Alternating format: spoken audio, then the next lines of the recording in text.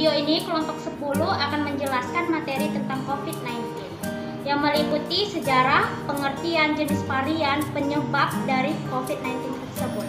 Sebelum memasuki penjelasan materinya, saya ingin memperkenalkan anggota dari kelompok 10 yang meliputi. Nama saya Cindy Olivia Fatmian Marpawi. Nama saya Nova Rohima Tanjung. Perkenalkan, nama saya Chelsea Paulina Duha. Perkenalkan, nama saya Sinar Kristina Telambenua. Perkenalkan, nama saya Sophia Simanulang. Perkenalkan, nama saya Sarina Lahabu. Perkenalkan, nama saya Tiur Marsalina Tambunan. Perkenalkan, saya Jenny Anggreni dari kelompok 10. Menjelaskan tentang sejarah dan pengertian COVID-19. Infeksi COVID-19 pertama kali ditemukan di kota Wuhan, Cina, akhir Desember 2019. Virus ini menular dengan cepat dan menyebar ke wilayah lain di Cina. Dan sebagian besar negara di dunia ini termasuk Indonesia. Hal ini membuat beberapa negara menerapkan kebijakan lockdown untuk mencegah penyebarannya. Selanjutnya kita akan membahas tentang pengertian. Coronavirus atau disebut juga dengan virus corona merupakan keluarga besar virus yang mengakibatkan terjadinya infeksi saluran pernapasan atau atas ringan hingga sedang, seperti penyakit flu. Banyak orang terinfeksi virus ini setidaknya 1 kali dalam hidupnya. Kemunculannya virus corona telah bermutasi menjadi berbagai varian. Hal ini karena pada dasarnya virus dapat bereplikasi dan membuat dirinya menjadi banyak. Ketika melakukan hal ini, virus corona mengubah gennya sedikit. Inilah yang disebut mutasi virus. Mutasi dari virus disebut variasi atau varian dari virus yang asli. Berikut beberapa varian atau mutasi dari virus corona yang telah menyebar. Pertama ada varian alpha, kedua ada varian beta, ketiga ada varian delta, keempat ada varian gamma, kelima ada varian epsilon, selanjutnya ada varian omikron. Kebanyakan virus corona menyebar seperti virus lain pada umumnya melalui yang pertama, percikan air liur atau pengidap batuk dan bersin. Yang kedua, menyentuh tangan atau wajah orang yang terinfeksi.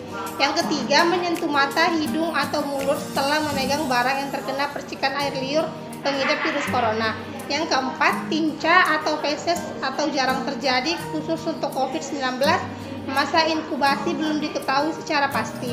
Namun rata-rata gejala timbul antara 2-14 hari setelah virus pertama masuk ke dalam tubuh. Sementara itu, metode transmisi COVID-19 juga belum diketahui dengan pasti.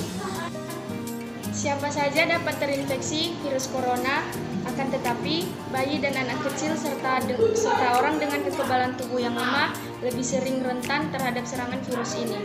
Selain itu, kondisi musim juga mungkin berpengaruh.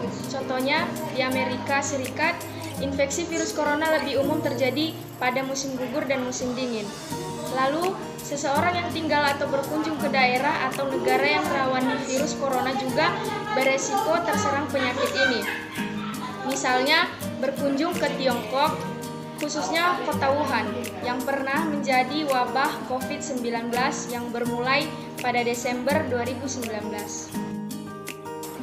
Corona bisa menimbulkan beragam gejala pada pengidapnya. Gejala yang muncul ini bergantung pada jenis virus yang menyerang dan seberapa seriusnya infeksi yang terjadi. Berikut ini beberapa ciri awal corona, yaitu 1. Hidung beringus, 2. Sakit kepala, 3. Batuk, 4. Sakit tenggorokan, 5. Demam, merasa tidak enak badan, hilangnya kemampuan dan indera perasaan dan penciuman.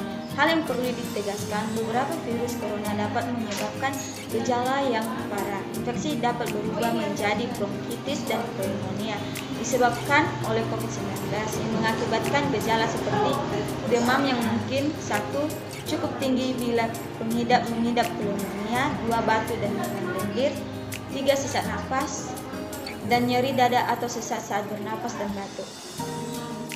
Virus corona yang menyebabkan penyakit SARS bisa menimbulkan komplikasi pneumonia dan masalah pernapasan parah lainnya bila tak ditangani dengan cepat dan tepat.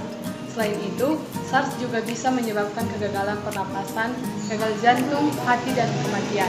Hampir sama dengan SARS, novel coronavirus juga bisa menimbulkan komplikasi yang serius. Infeksi virus ini bisa menyebabkan pneumonia, sindrom pernapasan akut, gagal ginjal, bahkan kematian. Tak ada perawat khusus untuk mengatasi infeksi virus corona. Umumnya pengidap akan pulih dengan sendirinya.